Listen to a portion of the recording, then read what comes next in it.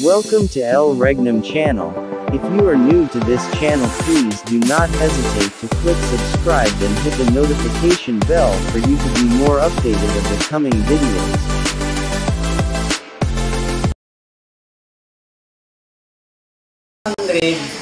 Of 2,520 years, babalik ang istorya. Kung ano man nangyari dati, ay siyang mangyayari ngayon. Kaya yung nangyari na si Nebuchadnezzar ay hindi naniwala ni Kristo na Diyos sa Israel, bumalik sa 1914. Na hindi kataka-taka, bakit si Manalo ay hindi naniwala ni Kristo na Diyos? Sabi nila, tao lang. Sapagkat yun ang history sa 606 na bumalik sa 1914. Ang sa atin naman ay history ito sa 538 BC. Sa istorya naman ni Cyrus the Great na siyang sumulat sa isang dekreto na ibalik ang Jerusalem. Sinulat niya sa unang taon sa paghari niya doon sa Persia. Kasi nahati man ang kaharian sa Persia at sa Medes. Pero isa lang ang kaharian sa buong daigdig. Ngunit dalawang bansa. Kaya nga, pagbalik dito ay 1982. Ito ang sa atin ngayon. Mula sa 1982, isipin mo lang ang isang oras ng Diyos. Ang isang oras ay 41 years, 8 months, and 14 days. Yun ang isang oras. Kaya nga, ang isang oras ayon sa science ay 15 degrees sapagkat 15,000 days ang isang oras ng Diyos. 15,000 days sa atin. Pag-convert natin ito sa mga taon ay 41 years, 8 months, and 14 days. Kaya nga, pagbilangin mo, mula sa 1982 sa July 27 ang isang oras, ang tugon ay April 11, 2024. Dito makikita natin ang gobyerno ng Diyos sa buong daigdig na mag-umpisa dito sa Pilipinas. Kaya ang istorya natin ngayon tungkol sa Panginoon Diyos ay nag-umpisa sa 1982, kasunod ito sa kay Manalo. Ngayon, ang hintay natin kung kailan ang mga iglesia may panahon na sila ay magkakagulo dahil sa kayamanan. Tandaanin niyo, dahil sa kayamanan ang isang group.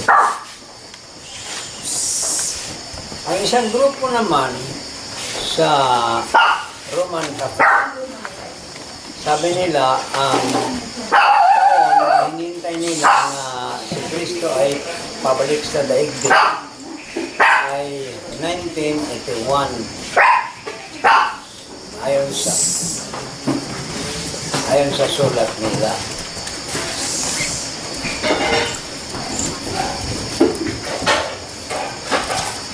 Bakit ito dito? Nasa stasyon. Akala ko nawala ko sa himpapawid. Ha? sige. Salamat sa inyo dyan. Una sa lahat, salamat sa management sa radyo dito sa Lawak City. Kapagkat maski yung intro natin ay na-translate ninyo na Ilocano. Maganda.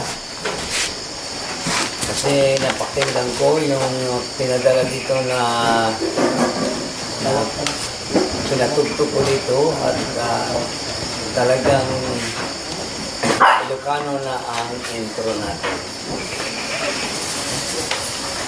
Sa ngayon, ibalik ko sa istorya natin tungkol sa kaharian ng Diyos. Dito na. Dito na. Makikita ninyo ang kaharian ng Diyos pag doon kayo mag-umpisa sa kapanganakan ni Jacob. Diyan lang. Mag-aral tayo tungkol sa kapanganakan ni Jacob. Kasi ang hari sa daigdig ay manggaling sa baywang ni Jacob. Ayon sa kasulatan. Kaya nga, pag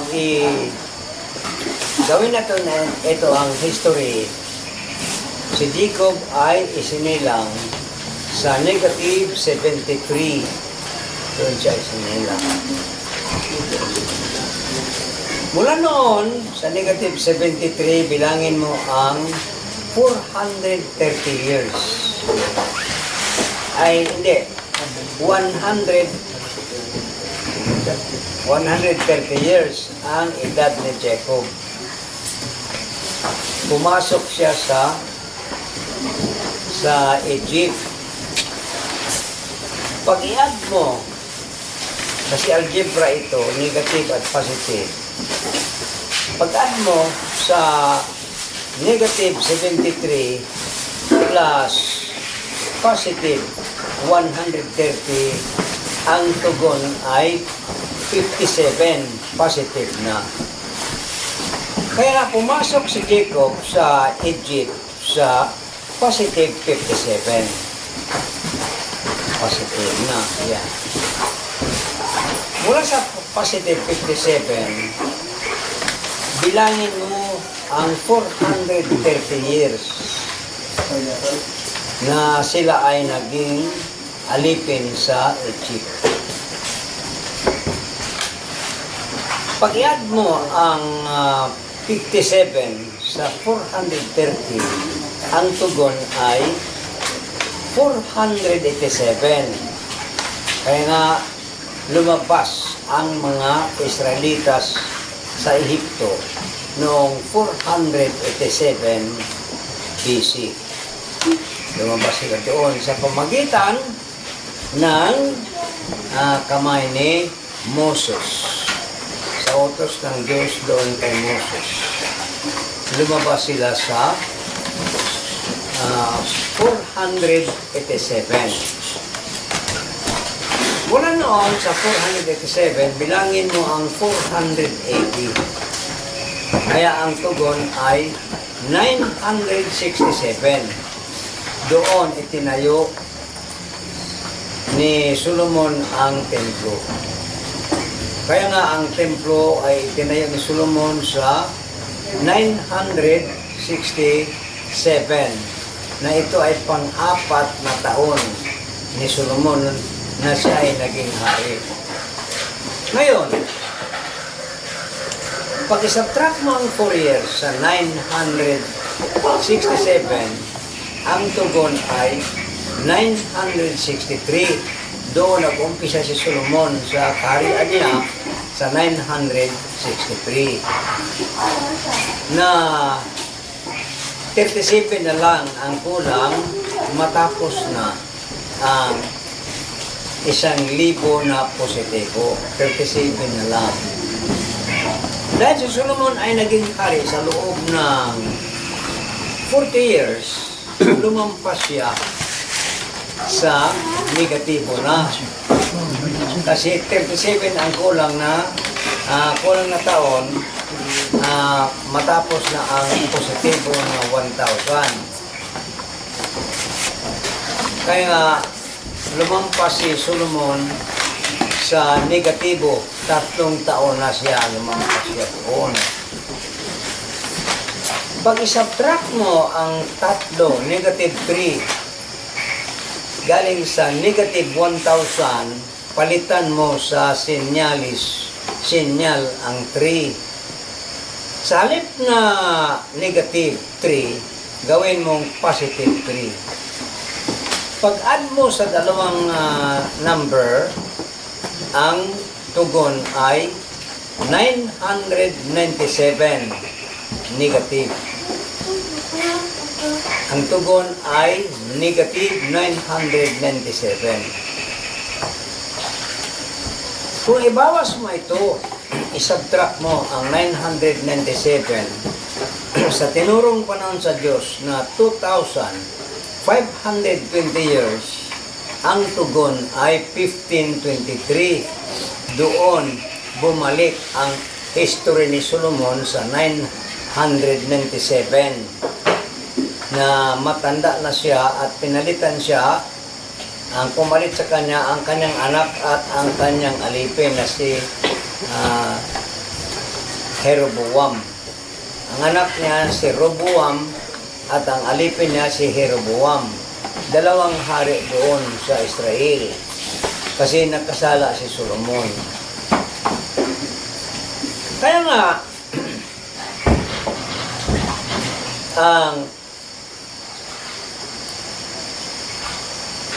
ang panahon na dumating dito sa atin sa 1523, doon inilagay ng Diyos ang kaharian na ayon sa kasulatan, hindi bagay na basa sa kasulatan, na ang bato na itinakwil sa nangagtatayo ng gusali ay siyang ginawa na bato ng panulok.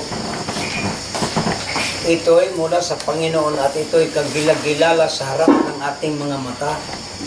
Kaya nga, sasabihin ko sa inyo na alisin sa inyong kaharian ng Diyos at ibibigay sa isang bansa na nagkakabunga.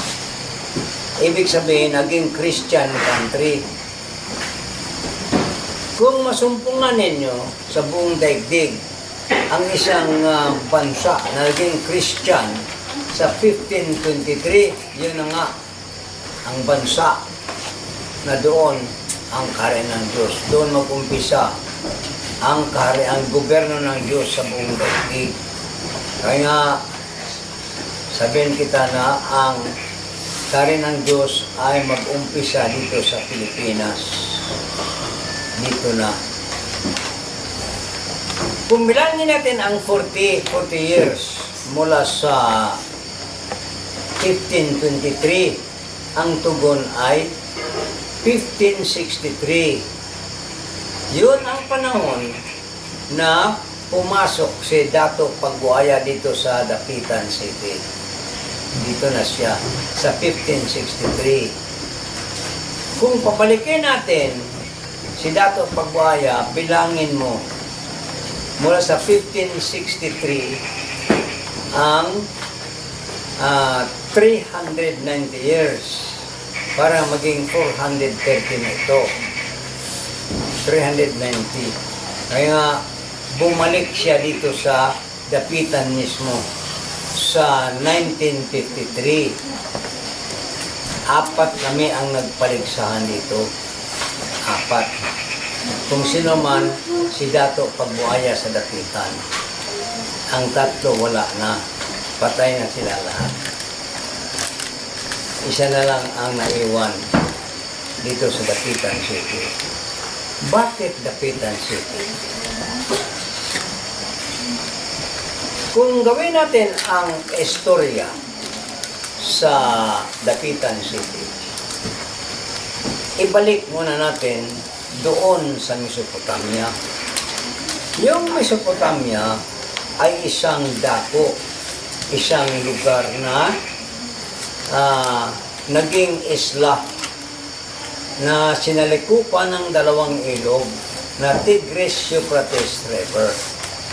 Doon nilikha si Adan sa Mesopotamia. At doon, itinanim ng Diyos ang Garden of Eden sa Mesopotamia mismo, na may dalawang ilog, Tigris, Euphrates River. Ngayon, doon nakumpisa ang kasalanan na pumalat sa buong daigdig, ang kasalanan ni Adan at ni Eva. Pangalawa, doon nakumpisa ang pagpatay ng tao. Kasi pinatay ni Cain si Abel doon sa Mesopotamia. Kaya nga, marumi para sa Diyos, marumi na ang Mesopotamia. Ang hinintay lamang ng Diyos na mabuo ang angkan na 20 sila lahat. Ang pang-20 ito ay si Abraham. Kaya pinaalis ng Diyos si Abraham sa Mesopotamia at sabi ng Diyos, pumunta kayo sa isang dako na ipapakita ko sa inyo. Kaya ito ang lupang pangako, pinangako ng Diyos. Doon pumunta si Abraham sa Kanaan. Yung una si Abraham sa Kanaan, dumating ang matinding init. Kaya nga, tuyong-tuyo ang mga damo na walang makain ang kayamanan ni Abraham na mga hayop. Napilitan si Abraham na pumunta ng Egypt, sapagkat sa Egypt ay maraming damo doon dahil may malaking ilog na mula pa sa Ethiopia hanggang Egypt. Kaya nga doon siya sa Egypt. Matagal siya doon hanggang umuwan at tumubo naman ang mga damo sa Kanaan bago siya umuwi. Yung umuwi na siya, punong-puno na ang Kanaan. Maraming tao na hindi na maaaring aangkinin ni Abraham ang Kanaan sapagkat puno ng mga tao. Maraming tao doon, mga malalaking mga pamilya. Kagaya ng Filistihanon, yung Palestine, then Hebusihanon, Amorihanon, ang basta maraming mga malalaking mga pamilya doon.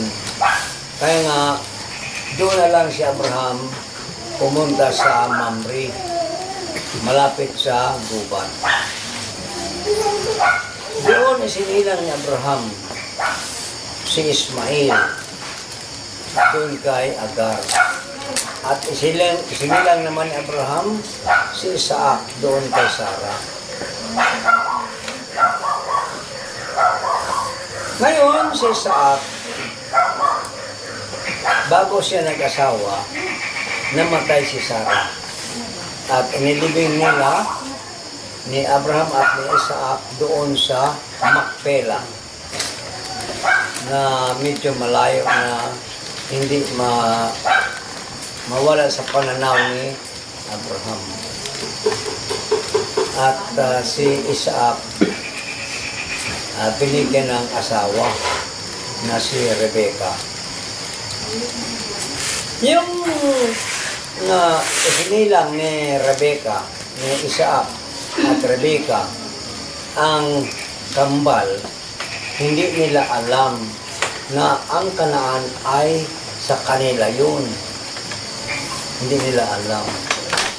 Nalaman lang ni Jacob tapos panalangin kasi yung natulog siya may hagdanan na mataas at akyat baba ang mga anghel. Doon sa itaas may boses na sabi ng boses, Abraham, alisin ang sandalyas mo sapagkat ang lupa na doon kayo tumayo ay lupang pangako. banal, lupang banal. Doon nalaman ni Jacob na ang Kanaan pala ay banal. Siya ang unang testigo. Kaya nga, wala na sa Mesopotamia ang mga istorya ng Diyos. Wala na doon. Doon na sa Kanaan. Dumating si Kristo doon sa Kanaan. Ngayon, ayaw naniwala yung mga tao. Kaya inalis ni Kristo ang kaharian at ibinigay sa isang bansa. Pati ito ang Mesopotamia. Kaya nga, hanapin natin ang Mesopotamia na nasa likupan pa rin ng ilog. Walang iba kung hindi ang Dapitan City. Kung doon sa Mesopotamia naman nilikha si Adan. Ang Adan na ang bagong Adan dito sa bagong Mesopotamia ay si Dato Abuaya. Dito na ngayon. Kaya nga, madali lang hanapin natin ang kaharian ng Diyos. Madali lang. Salamat sa inyo na tinanggap ninyo ang programa para laganap natin ang mga tinago, yung mga tinago ng Diyos. Kasi bakit tinago ito? Tapos nagkasala si Adan, hindi na pinakita ng Diyos ang mga bagay na para sa kapanahunan ngayon. Itinago niya. Kaya nga, ngayon, kailangan na malaman natin ang lahat ng mga tinago na bagay, lalong-lalo na sa kaharian. Dito na lang, mga kaibigan, lalong-lalo na si Mrs. Magaway, si